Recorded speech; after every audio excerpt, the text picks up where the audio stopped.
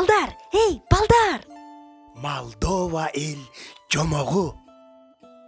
Пекаленин канча кою болгон? Жамақты көркөм окугандар Назгүл Бейшеке.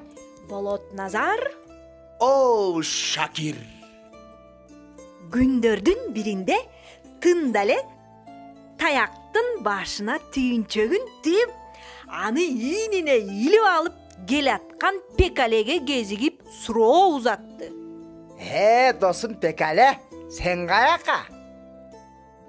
Койчуман менен сүйлөшүп, койлорду тоого жеткиргени баратам тындале.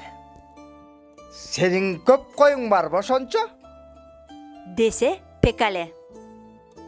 Ак койдон бирөө да жок. Ал эми кара койлор андан да аз. Которгон Айтбүбү Орунбаева. Жүргүчө бошколоктоп, Рухеш ТВ ичинде Бөбөктөргө жомок көп.